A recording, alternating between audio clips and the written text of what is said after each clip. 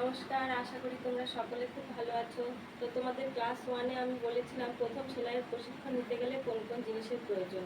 তো সেই জিনিসগুলোর মধ্যে এটা ছিল ইঞ্চি টেপ।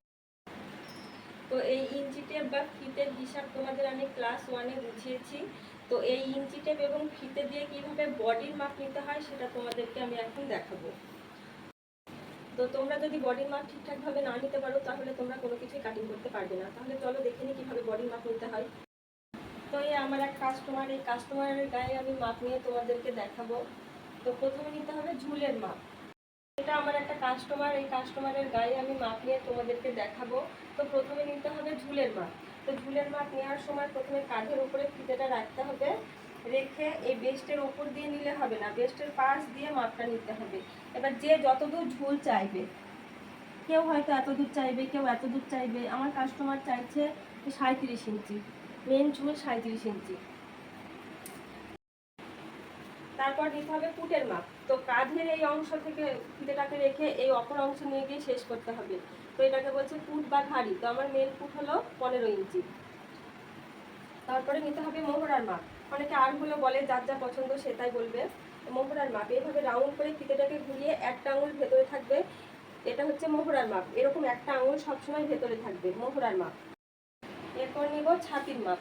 তো ছাতির মাপ নেওয়ার সময় বেস্টের একদম মিডিল দিয়ে মাপ নিতে হবে, একদম বেস্টের মিডিল দিয়ে মাপ নিতে হবে। তো আমার মেন ছাতি এখানে হচ্ছে 38 ইঞ্চি, এরকম একটা আঙুল ভেতরে থাকবে।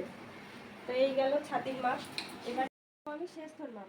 নাভি ছাড়া 2 আঙুল ওপরের মাপকে বলা হয় শেষথ। তো আমার এখানকার মেন শেষথ হচ্ছে 15 ইঞ্চি। তো যেখানে শেষথ শেষ হয় সেখান থেকে রাউন্ড করে নিতে হয় কোমরের মাপ। তো কোমরের মাপ এই যে একটা আঙুল ভেতরে থাকবে, আমার কোমর হচ্ছে 35 ইঞ্চি। এরপর নেব হিপ লম্বার মাপ। তো হিপ লম্বার মাপ এখানে আমার আছে 20 ইঞ্চি। যেখানে হিপ লম্বার মাপ শেষ হয় সেখান থেকে রাউন্ড করে হয় হিপের মাপ।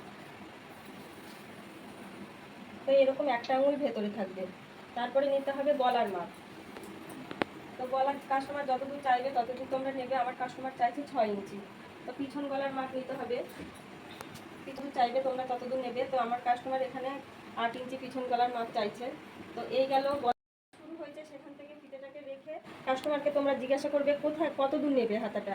কেউ 9 ইঞ্চি নেয়, কেউ 16 ইঞ্চি নেয়, কেউ 17, 18 ফুল স্লিভ দিয়ে যেমন চাইবে তোমরা তেমন নেবে। যেখানে হাতার মাপ শেষ হবে সেখান থেকে রাউন্ড করে নিতে হবে মুহুরি মাপ। তো আমার কাস্টমার হাতা চাইছে 9 ইঞ্চি।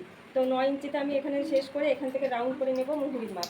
এরকম একটা আঙুল ভেতরে থাকবে। তো মুহুরির মাপ হলো 10 ইঞ্চি। তো এই গেল বডির মেজারমেন্ট। তো আজকের মতো এখানেই শেষ করছি। ক্লাস 3 নিয়ে তোমাদের সামনে খুব তাড়াতাড়ি আসার চেষ্টা করছি আমি। তোমরা সকলে আমার পাশে থেকো। নমস্কার।